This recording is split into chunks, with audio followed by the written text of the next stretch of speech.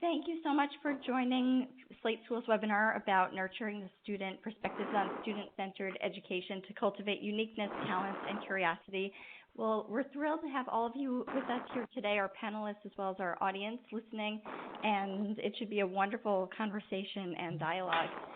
As I mentioned, my name is Jennifer Staple-Clark, and I'm a founder of Slate School, which is a 501c3 nonprofit nature-based elementary school in North Haven, Connecticut.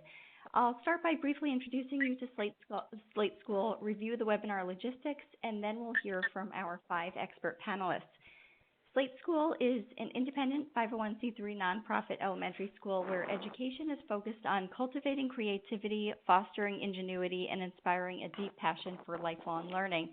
And Slate School has formed a community that is constantly striving to improve practice, to create meaningful educational experiences for learners of all ages, and to change the landscape in education. And Slate School convenes experts for important, authentic conversations about education, and these online dialogues, like today's, are free and open to the public. Now I'll describe the basic logistics of this webinar. We have 5 amazing panelists, and they have a wealth of expertise to share with you during this next hour.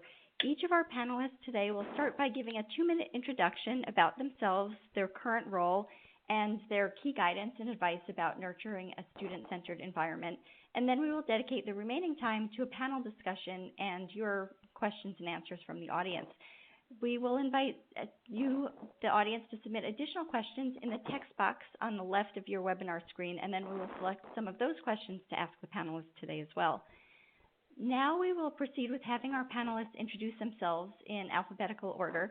I'm delighted to introduce our first panelist, Christopher Brown. Christopher, please begin by introducing yourself, your background and current role, and your key guidance about nurturing a student-centered environment. Okay. Hi, I'm Christopher Brown. I'm a professor of early childhood education in the Department of Curriculum Instruction at the University of Texas at Austin. I'm a former kindergarten, first grade, and preschool teacher. My research currently is thinking about how can we foster or generate classroom environments that foster, sustain, and extend the complex educational, cultural, and individual goals and aspirations of teachers, students, and their families. And I've been looking at that from looking at the Change Kindergarten recently. Also working with some of my students, we've thought about this idea of rigorous DAP. And so those are things that we've been doing here down in UT. In terms of piece of advice, I guess I kind of have 2. One, from the teacher perspective, I think it's really hard to foster a creative environment if you yourself aren't creative and passionate about what you're doing. And 2, tied with that is also the students you're working with. If you're creating an environment where they don't feel invested or they don't feel like they're a part of the topic, what's going on, they're really not going to want to participate. And that's from young children all the way up to the teachers I work with today. And so it's just something to really think about within that process. Terrific. Thank you so much, Christopher. And Sam Chaltain, can you please introduce yourself as well and also share your key guidance? Sure. Hi, everybody. My name is Sam Chaltain. I am a DC-based writer and filmmaker, partner in a design studio called 180. We work with schools and communities around the world, really in two ways. Half of the work that we do is literal school design and redesign. My main business partner is an architect, and so we believe that the physical environment is the third teacher, and redesigning schools so that they more accurately reflect what we know about the science of learning and development is one important way to begin to change how we all think and feel about this thing we have called school. The other half of our work really is about storytelling, about writing and film, and using the power of story as a way to try to make people more aware of the story in which we are currently living and the story we wish to be living in more in the future. Through my experience working with schools over the last 20 years, I would say the most important thing towards creating a student-centered environment, echoing what was just said, is making sure that the adults of that school are highly trusted, highly respected, and highly autonomous. Kids are rightly the focus of our work, but the adults are the real keepers of the culture. And so in any environment where adults don't feel like they are in a position to do their best work and are really listened to, there's no chance that it's going to effectively impact young people at that level. And thanks again for the invitation. Fantastic. Thank you so much, Sam. And Deb Meier, please introduce yourself and also share your key guidance about nurturing a student-centered environment. Thank you. I started teaching in the 1950s in the middle of the civil rights movement, which I was very involved in. And I had 3 young children, and I also thought I needed a little money. So I subbed in Chicago public schools, K through 8, and it was an eye-opening experience. As one who was always passionate about democracy, I thought we couldn't have developed a system from K through 12 that is less likely to introduce children to democracy or have them cherish it. And that was not just about how we treated the children, but how we treated the adults, as the previous speakers mentioned. And I was stunned. I hadn't really known. I had a much privileged environment for my own education. And then I moved to New York, and I taught in morning kindergarten and then all-day kindergarten in East Harlem, and the principal of East Harlem, in Central Harlem first, and then the principal of East Harlem asked me if I'd start a bunch of schools. He wanted more interesting things. He had just come there with a young man who thought we were on the wrong track, and he wanted to see something really quite different. So I went there and started Central Park East 1, and then when we were too popular, we started Central Park East 2, and then we started Central Park East 3, which we called River East. And then for a variety of interesting reasons, but that I won't go into, I then moved to Boston, retired from New York City, moved to Boston, and started Mission Hill, which is a new K through 8 school, which was called a pilot school. It was a little like chartering, except it was between the union and management in the regular district of Boston. And I have now been retired for some time, and I still, I miss it. I talk with people, and I write, and I speak, and all those things. But every time I look at something around my beautiful home here in the woods, I think, oh, I ought to bring that to school. And it's sad that I no longer can hear everything with the children. Now, what's the main thing to me? Relationships. Democracy, I think, rests upon at least acting as if we trust each other and building cross-generation relationships and respectful relationships, which, since I taught almost entirely in schools that were predominantly Black or Black and Hispanic, the question of respect, not love, but the question of respect for their families, for the kids, and for the community was uppermost on all of our minds. And I think we succeeded because we made a lot of mistakes, but I think we convinced everybody, the children and their families and the community we were in, that we liked what we were doing and we were keeping track of our kids, what they did. Excellent. Thank you so much, Deb. And Julie Mountcastle, please also introduce yourself and share your key guidance. Well, hi, everyone. I have to say I'm honored to be a part of this panel. The collective brain of these individuals is really, really quite amazing, and I'm thrilled to hear all that you have to say. So for me, I am the head of school at Slate School, and I am currently the second grade teacher also at Slate School. I come to this career as a second career. I was a professional actor for quite a few years until I had my own children, and I was, fortunate enough to collaborate with a lot of amazing people and work in the theater in a time where some very exciting things were happening. But then when I had my own children, I realized that the teaching part of my work as an actor was really calling out to me. So I went back to school to become an educator, and I've been teaching ever since. It has been the greatest joy of my life. And I suppose I came to student-centered learning because I loved the collaborative art form of the theater, and I longed for that in my teaching, and I believed that that was something that was important for children. And the more I collaborated with children, the more invested they were in their work, and the greater their outcomes, but also the more joyful the work for them and for me. And so over the years, it has become a mission for me to work in that way and to see children as the main drivers of their own education. So if I had to think about advice for people along this path, I guess I would say that the most important thing to me is to continue to learn myself and think about my own learning. Consider what's important to me as a learner, and so I would encourage you to do that. Consider what's important to you as a learner, and then look to facilitate that for the children you teach, and also for the colleagues that you continue to learn beside, because I can't stress the importance. I can't stress how important it is to have a professional learning community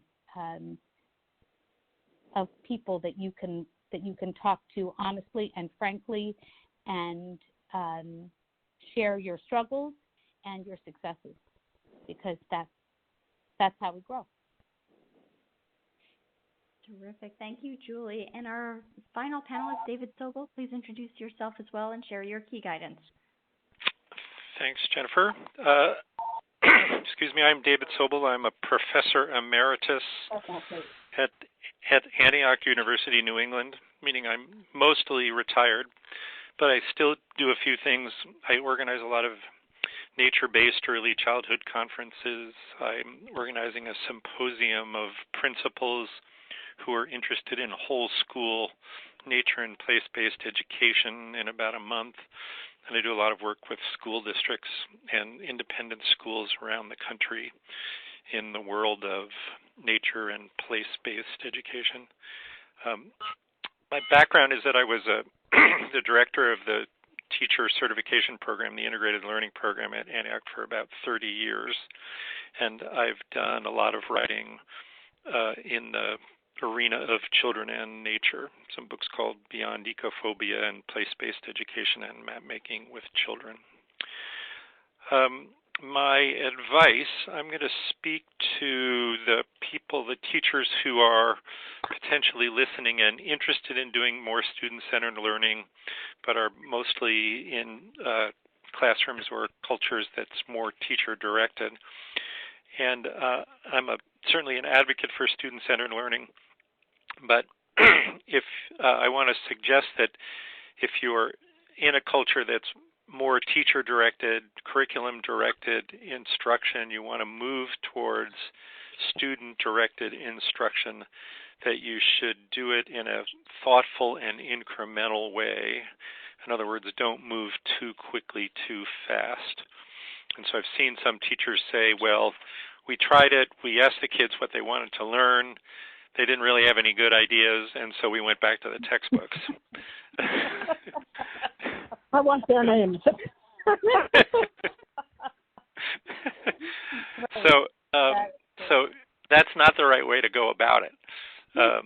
So instead, you have to do this kind of, in the beginning, it's not going to look student-centered, and it's going to look teacher-centered, and it's going to be nicely scaffolded, and you're going to engage children in some content, learning about the local flora or learning the history of the Civil War.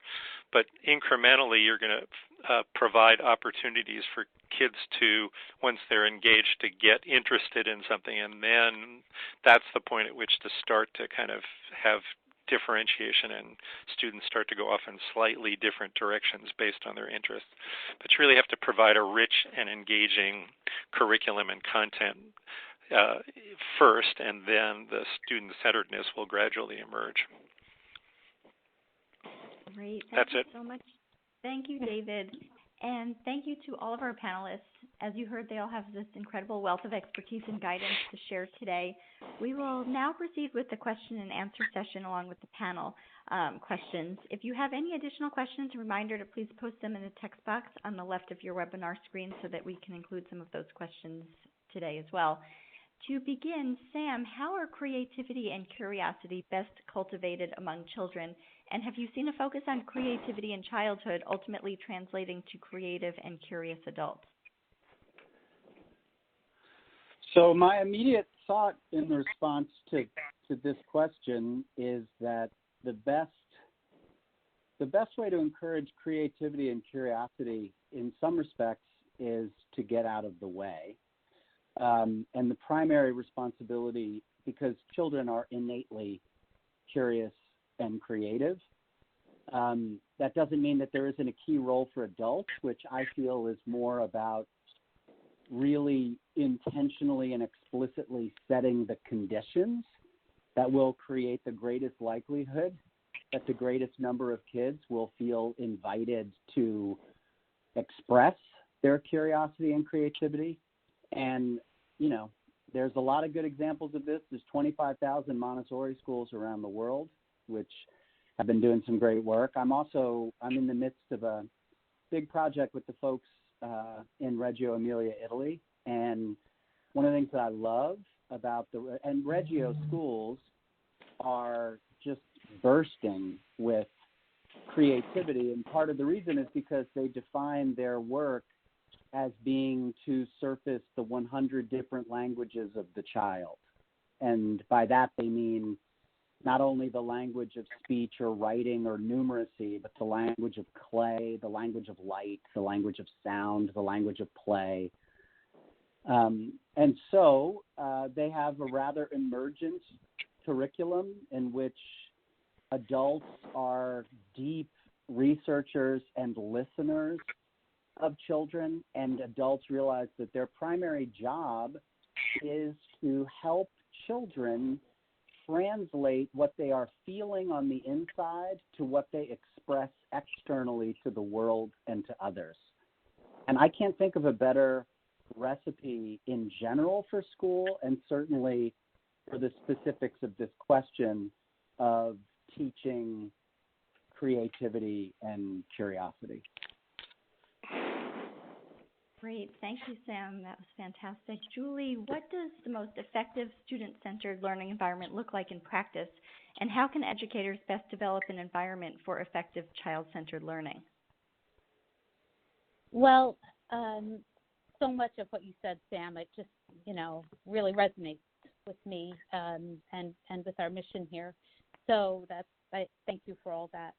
I guess that one of the most important things for me is to understand the pedagogy behind, behind education. So you have to have a well thought out curriculum. You have to have done the research, and that's something that we did here. We looked at lots of Montessori schools. We looked at lots of independent schools. We looked at public schools, and we looked at schools all across the country and in Europe and in Canada. And we developed a curriculum, basically shamelessly stealing from anyone who had a good idea, and putting it all together into a program that we believed was developmentally appropriate for children.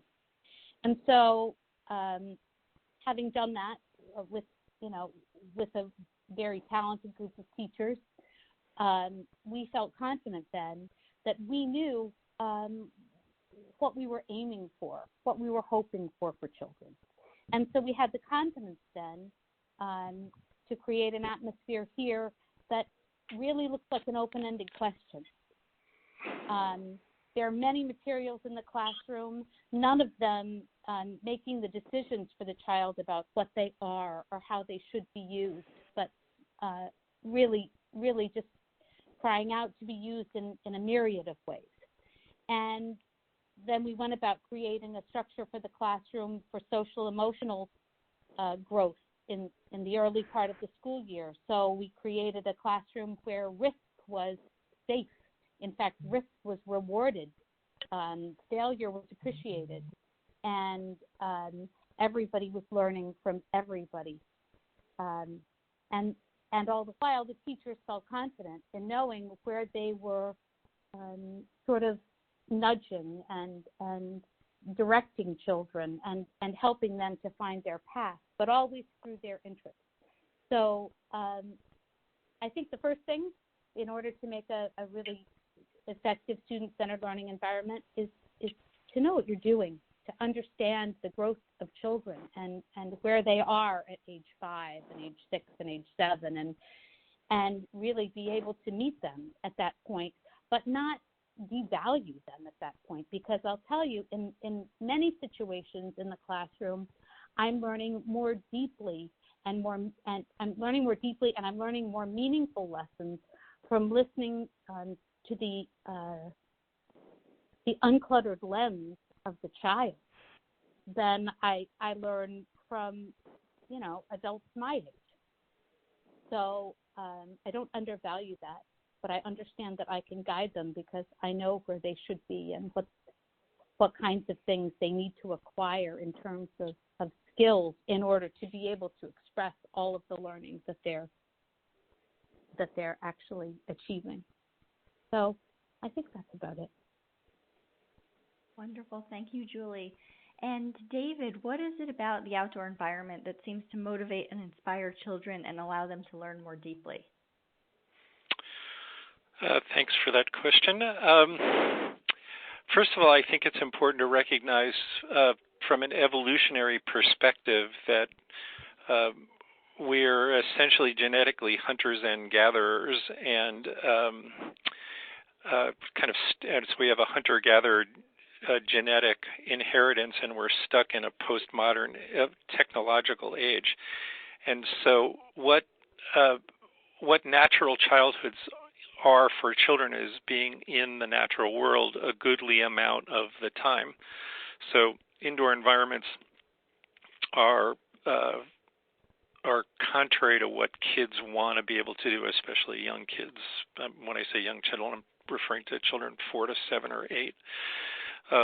And so children inherently are attracted to the affordances of the outdoor landscape. So I'm doing some research in a school district in Minnesota right now, and they have nature preschools, and the nature preschools are out, the kids are out for about 3 hours, and they go to different places in a county park, and the most popular places are the fallen down tree places. and the fallen down tree places are inherently speak to kids and provide the affordances of climbing and scrunching along on your butt and hiding underneath and picking apart the decaying wood.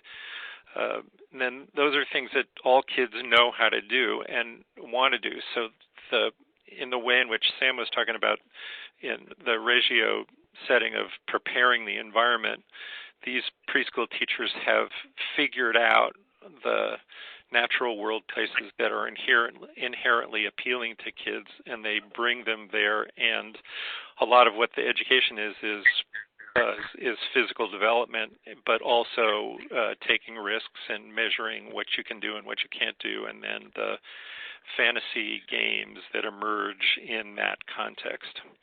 So to summarize, the outdoor world inherently speaks to kids, and so we should be putting them there more of the time.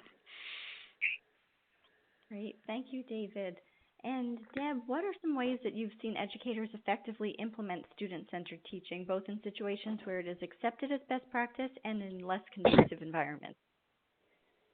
I just want to, before I move on to your question, grown-ups need to get connected to nature, too. We won't save this planet if no one really appreciates the planet. So I just want to mention that it's not an accident, I think. Yes, I spent the first 8 years of my life in the country, and that now that I'm retired, where I wanted to go was back to the country. And but it's my children have some of the same love affairs with the natural world as well as the urban. Now that's my question again. What do I think? Well, I don't know. I think part of it is, which sort of is contradicting a point someone made earlier, part of it is not to be too incremental. I know you if you have confidence, it's amazing how people will respect, especially if they're doing early grades. I think it's harder in the upper grades. But I started teaching in Chicago, and I just taught kindergarten the way I thought kindergarten should be. And then a bunch of teachers came to me and said, I'd like to do that. And we went to the principal, and she said, well, you can take over one wing of the school and do it. And I was watching, I was an advisor for 2 years to teachers in New York City who wanted to do a more open education, which we called it then. And I was amazed, that how attractive it is when it works. And that it's not easier to do it incrementally than, I think, whole scale. If you put a room with, if you have 5, 6, or 7-year-olds and you put in the room blocks and a water table and lots of paint and a few animals,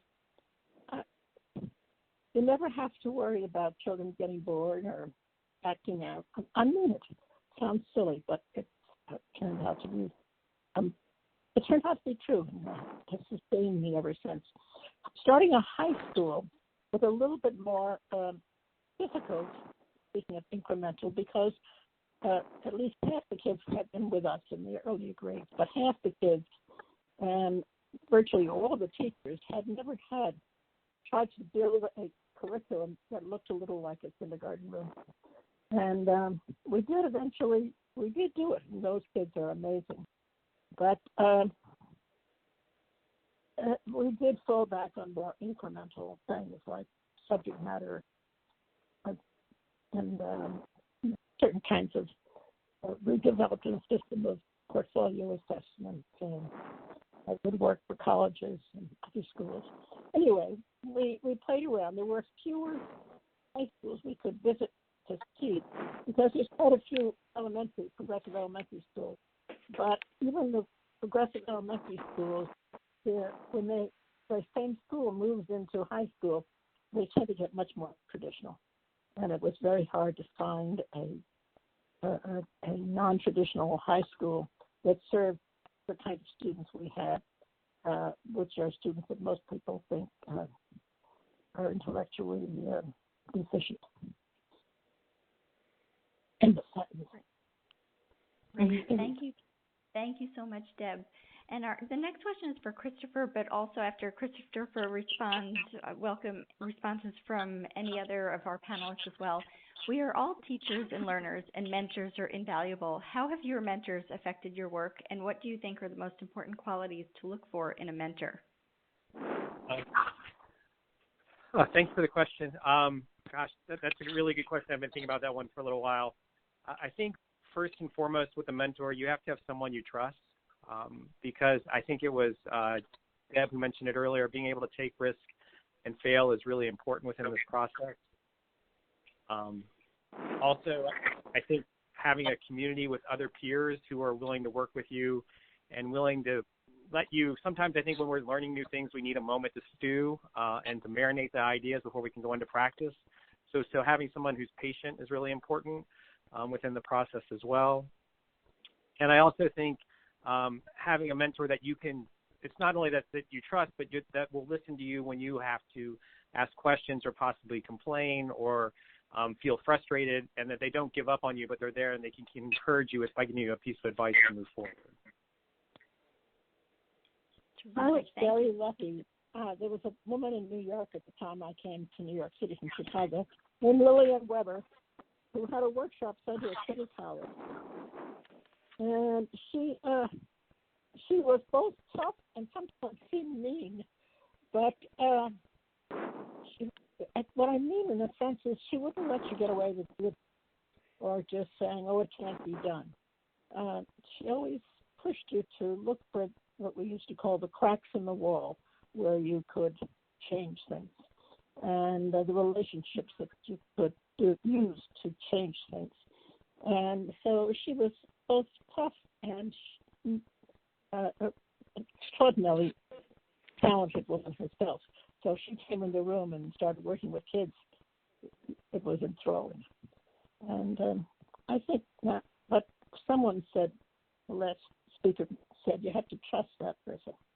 And that's difficult, finding someone you really can trust who also happens to have all these other qualities. And the one time I was really thought my Central Park East would fall apart because there were some parents in revolt and so forth, I realized the importance of having someone, not Lillian Weber, but someone else whom I could go to and talk it out so that I was really, and she probed me so that in a sense I got a broader picture of what the problem was and how I had to act. And I think one of the first things we need to do as teachers or principals, and maybe in any job, is to figure out who that person is. Not the expert person necessarily, but the person who knows how to help you think through a question and is on your side.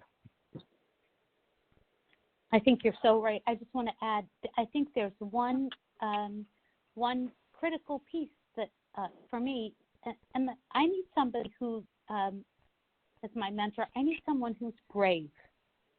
Who I think fear is the enemy of education, and fear is the enemy of learning, and it's definitely the enemy of my learning.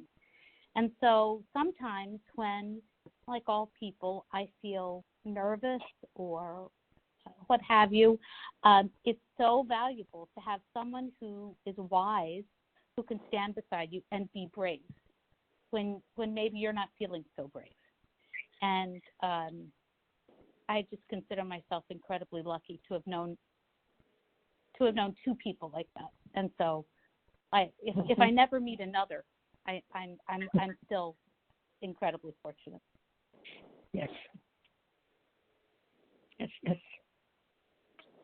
That's wonderful. Thank you so much, Julie, Christopher, and Deb.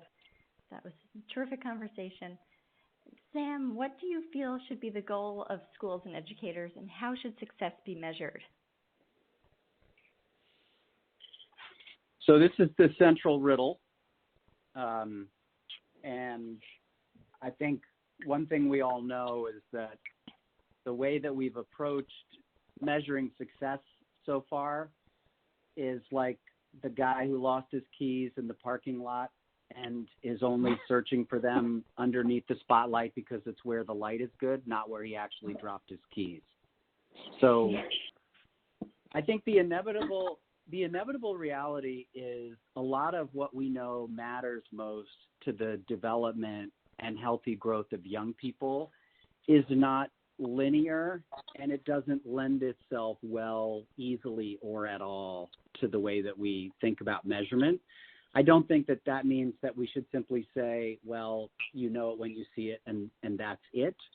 But clearly we need to align any effort at measurement against what we think is most important. And I think the guidepost should be what we know about how young people develop and grow. The importance of developing a sense of individual and collective identity, the role of relational bonds in kind of becoming the kind of person that will be a good person, a good neighbor, a good spouse, a good citizen. And then there are new problems that kids now have that any of us on the call didn't really face when we were younger, which is just a different level of need about how to find, manage, and analyze information. There's a greater fluidity to the world and to making sense of it than there ever has been. So that doesn't answer the question of how we measure it, but I think it does begin to get us to the point of knowing what it is we should be trying to measure.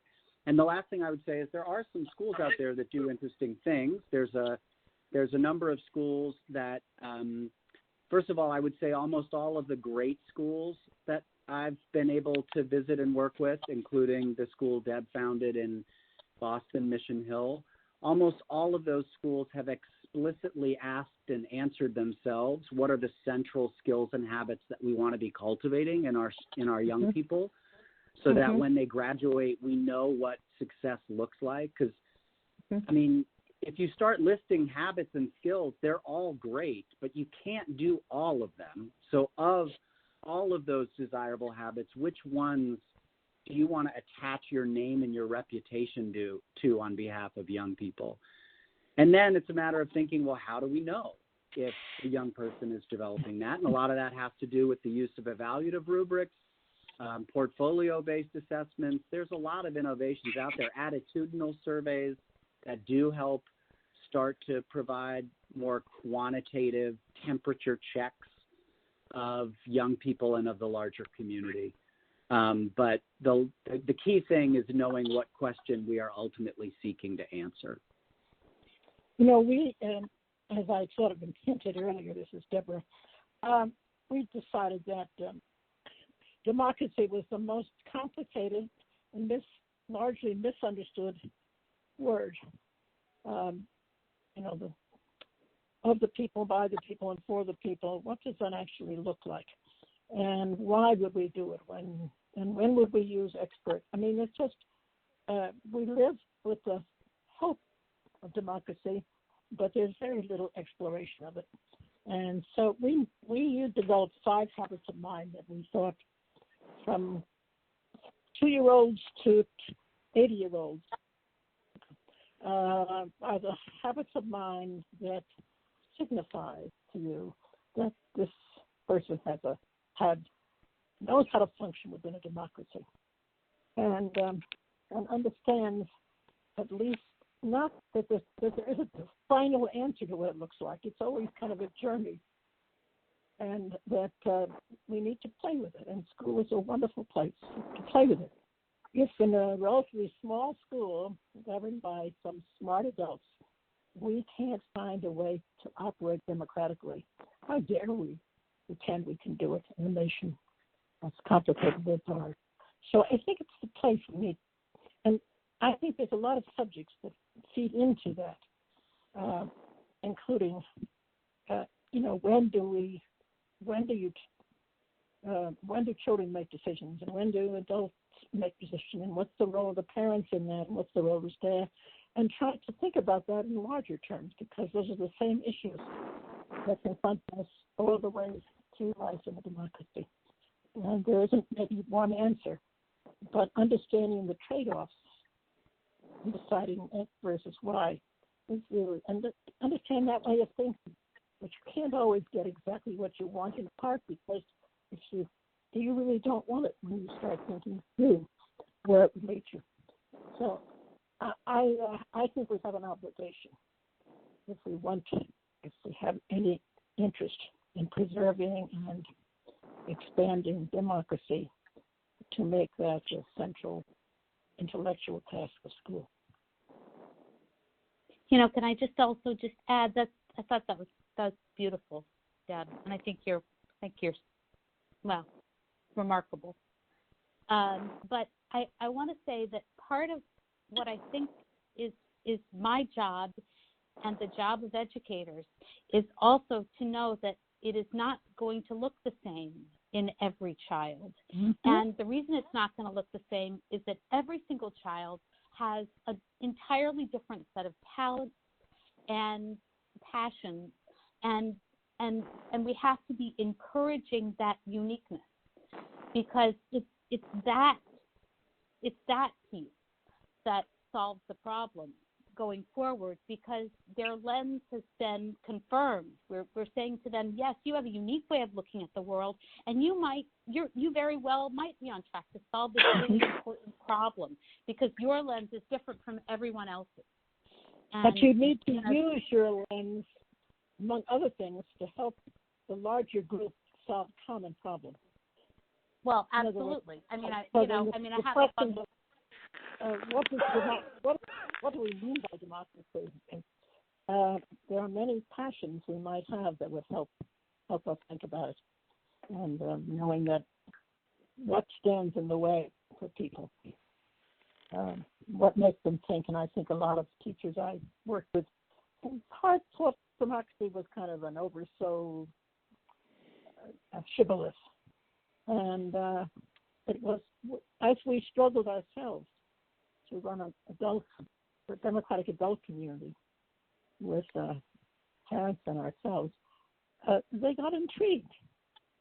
They realized that there was, that their liberation depended upon our shared coming to terms with that idea. It's very exciting. It is exciting. Wonderful. Thank you so much. And Christopher, there are many educators who seek to implement student-centered learning in their classrooms, but who are hindered by various external factors. How can the importance of child-centered learning best be communicated to those not familiar with the benefits? Okay. Thank you for the question. I think, one, there is quite a bit of, but from a researcher perspective, there's quite a bit of empirical work that shows that student-centered learning, particularly with young kids, is really helpful in them in terms of developing their literacy skills, their mathematics skills. There's research showing that kids who learn in that manner, not only do they perform well, but they're also more engaged and more motivated to keep moving forward, particularly when they get stuck. I also think, from a teacher perspective, I think one resource that we sometimes forget to take advantage of are the families we work with. They want to have environments where their kids are excited to come in and be a part of a learning community. So tapping into that, I think, can be really important, particularly for teachers who work more in a public school sector where they may be being asked to focus more on the curriculum or on standards that are waiting for them in later grades. So using the resources of the community to help you advocate for those types of practices can be really important. I also think it's a matter of communicating to others why we need to focus on the kids' desires and learn, what they want to accomplish in the classroom in a way that they can understand. Citing research or other people's work can be really difficult, but talking about little anecdotes of things that happen in the classroom when kids are motivated, when they're excited about learning, can be a very powerful way to get other people to buy into what you're trying to accomplish in the classroom. Amen. Thank you. Thank you, Christopher. And David, nature-based learning can be found in some preschools in the U.S., but it tends to be rare in elementary education. Why is nature typically excluded from elementary education, and how can we collectively improve the incorporation of nature into educational experiences? Of course, in the city, we don't have any nature that... Oh, there's lots of nature in the city. Well, it's not easy. It's not easy. I have a great bunch of examples from the Central Park East School, or a city school that was adjacent to Central Park, where they used the Central Park extensively. That was Manhattan City and Country. But to get to the question, as Deb says, urban schools have less access to nature, but I think that it's there. It just has to be figured out how you access it. And also because we're just kind of tyrannized by curriculum. The elementary schools, teachers, principals feel so driven by test results that, going outside seems antithetical to that. In fact, there are a lot of really interesting things going on that have resulted from the upwards pressure as opposed to the downwards pressure of academics pushing into the earlier grades and, kindergarten being the new first grade. There's this interesting upwards pressure that's happening as a result of nature preschool and nature kindergarten. So this symposium that I'm arranging in about a month in Vermont is schools that started out having nature kindergartens, or at least one day a week in the woods is a great thing that's going on in Vermont schools. And then the upper grade, the first and second grade teachers started saying, well, we could do that. And then parents said, my kid liked the one day a week in the woods in kindergarten. Why don't you do it in first and second grade? So there's a bunch of schools in Vermont where that's the case. A couple of years ago, I did a case study of a school district in Michigan where the same things happened. Really good nature preschool. The parents convinced the local public school district to start a nature kindergarten. The kids got to the end of nature kindergarten. The parents said, well, we want nature first grade. So they've now got nature first grade and nature second grade in that school district. College. Yeah. So, That's good. so it's wonderful, and that stuff happens. Say what? Have you heard of something called forest schools or forest kindergartens? Yeah, forest schools. Forest school is a more common European term, but it essentially refers to the same kind of thing of using the natural world as the, as the extender or the context for a lot of curriculum. So, so there really are a lot of public schools that are public elementary schools that are starting to take on the place and nature-based education more fully, and in great part because they've seen how successful it's been with younger kids, and because there's starting to be good research on the effectiveness of the kids in the natural world, both academically and social, emotionally, and physically. We had a relationship with a group called the Farm School in Massachusetts at Mission Hill, and it was remarkable. The kids went there for the longest time was a week, but they went several times a year. The Farm School took our kids for nothing. We only had to pay for the buses. And they also ran a summer camp, and a lot of our kids would go to that. It was something everybody in the school did. And the kids developed a kind of ownership over that land and those animals, and you know what I mean. It was remarkable how much they saw what was going on there as critical to their lives. And eventually they helped us build a garden, and they got permission from the central board to for our lunchroom to serve food from the farm school. And it just one thing led to another. And it started out with just people who had land and a farm. Yeah, and the great thing about the farm school, Deb, that makes it distinctive is that whenever the students were there, they were always doing real work. It was never kind of fabricated as if, it was always what they needed to have done at that moment in time. And that somehow the realness of the work really compelled kids' engagement. Well, I think actually I kids never are had always looking for purpose in play, right? They're always looking for purpose. Right. I'm sorry, Deb, go ahead.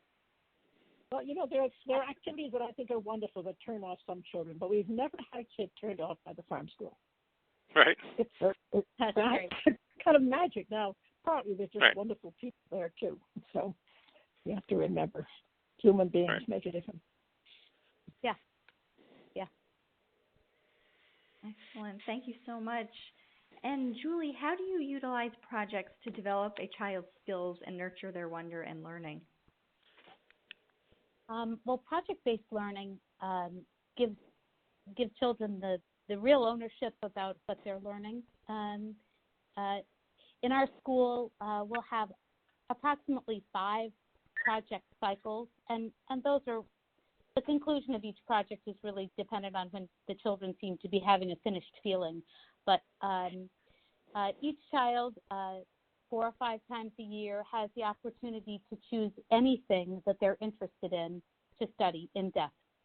And you can imagine that's a little bit challenging in kindergarten and first grade when they have limited ability with text.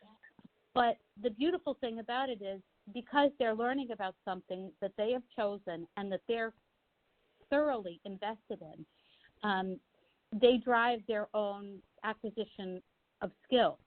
So if they've finished reading all of the books about ladybugs that they can read themselves, then they're asking, Mrs. Mountcastle, can you help me read this book about ladybugs? And so I'm happy to read to them, but they want to read it themselves, and so they're always seeking to acquire greater knowledge.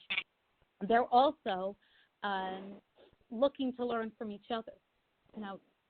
So often we're looking for ways in education to empower kids to feel like they're the ownership of their own understanding and to help them learn how to share their understandings with others. Well, so quickly it happens in a classroom where all the children are studying different things because everyone's learning from everyone else. Oh, you're studying dolphins? Well, you've got to talk to little Becky because Becky has been studying dolphins and she knows And that's not the facilitators talking. That's not the educators talking. That's the other children.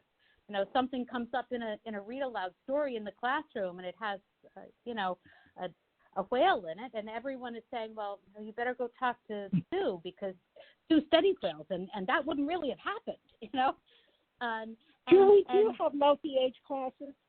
I do. Classrooms? Yeah. Yes, I do. That also means there are more teachers. It gives the older children a chance to be part of the teaching too.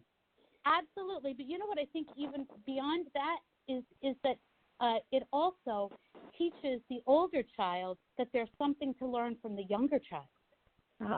Nice. And I think so it's such a beautiful symbiotic relationship.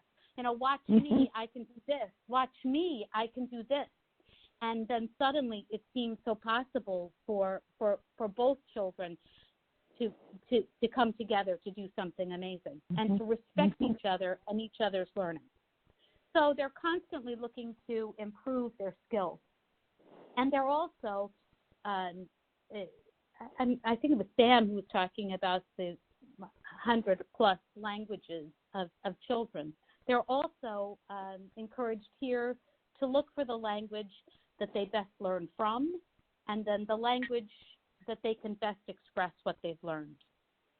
So in project presentations, your understanding about volcanoes or about giraffes might be a song or a dance, or it might be best told in a poem or in Spanish, or through mathematics, or through scientific exploration, doing experiments and sharing those with the class.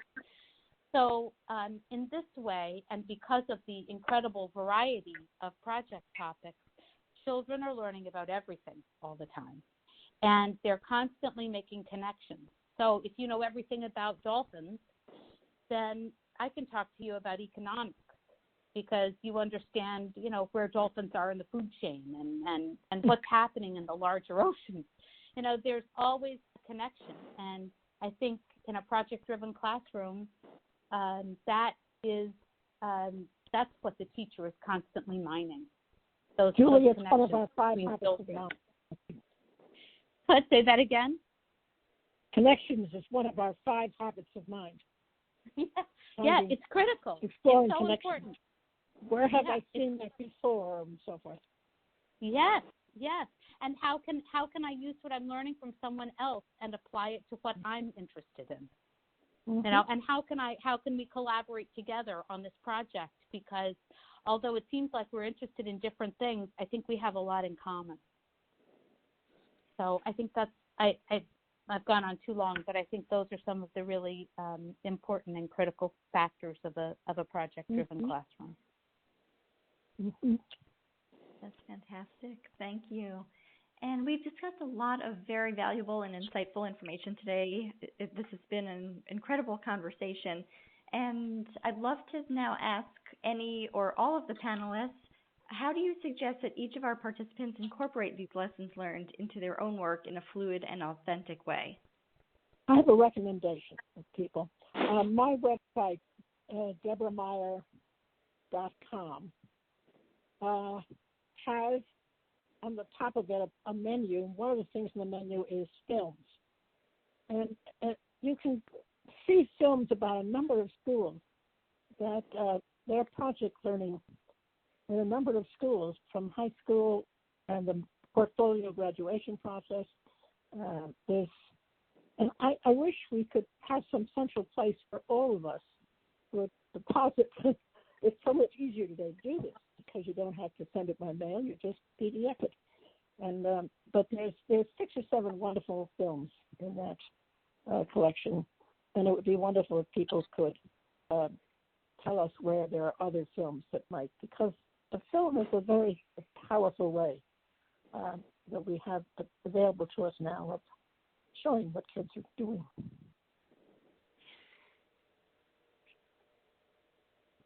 Yes. That's great. Do any of our other panelists have additional thoughts or insights? Well, similarly to what Deb is suggesting, the source that I often go to for good examples of great student-centered practice is the Edutopia website.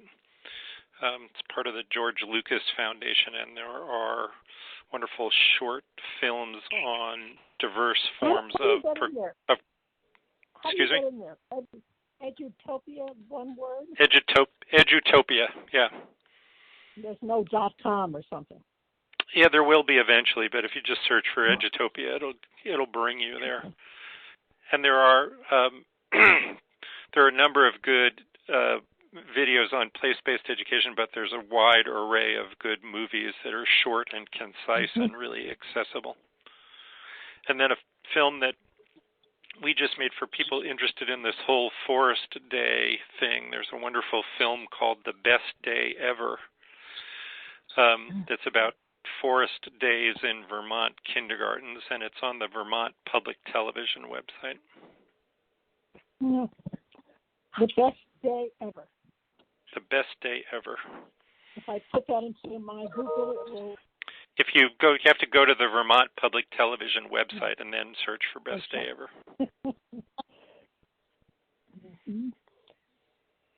Somebody should take on putting these all together and the information in one place so we could all just send our stuff in and people with some commentary about what this film is particularly good at showing. Right. Because there's so much now that people have done in that movie. There was Ted Weissman's film about our secondary school, which is 3 hours and 40 minutes, but you can watch parts of it. And I think it's available through my website. That's great. I think there's a lot. There are actually a lot of great books. There are a lot of great films. There are a lot of great people to talk to who are passionate about this kind of work. And I would encourage anyone who can to get to a place where they can see it in action, because sitting in a classroom and observing this kind of work, you really get a sense of its power. And I don't know if you can really see it if you're not in a classroom, or at least you haven't been in a classroom to kind of witness it at some point. But I just came back from the Progressive Education Network conference in Minneapolis, and I think also when Lillian Weber had the workshop center, and when Ted Sizer had the Coalition of Essential Schools, we were all informed about what was going on around the country. And I don't know there's anybody who takes that on, or where I would go to find out what is happening around the country and who's holding a conference and who's inviting people to their school. And I miss it. It was wonderful. Well, I'll invite you to our school, Deb. You can come to Slate School anytime you'd like. Just reach out to me. I'd be happy to host you here. I'd love to have you. I'd love to hear what you think of it, and I'd love to chat with you more. So you're welcome to come. We're not that far. Thank you. Fantastic. Sam or Christopher, do you have any additional thoughts to add? Maybe he's disappeared. No, this is Chris here. I think just two thoughts. One is, we've had this conversation about whether you go wholeheartedly or in slow steps. I think you know who you are as a learner, as a teacher, and take on what you can handle. But as you do that, write down what it is you want to accomplish, and always go back and check that list as you go forward. I think it's so easy as a teacher to get lost in that's happening in the moment that we forget what we put down as our goals for the year. So going back and reviewing that's really important. And have a partner. Have somebody to do it with. And this is Sam. I know we're past time, so I'll just say thank you again, Slate School peeps, for the invitation, and for the other folks on the panel. Good to be a part of this conversation. And maybe if everybody would send the Slate School some things about their schools, so when people go to visit the Slate School, they can read about the rest of you. Good idea. Wonderful, wonderful. Thank you so much to all of our panelists and our audience. This was a wonderful conversation, and we're grateful to all of you. So this concludes today's webinar. Thank you. Thank you. Thanks. Thank you so much. Thank you.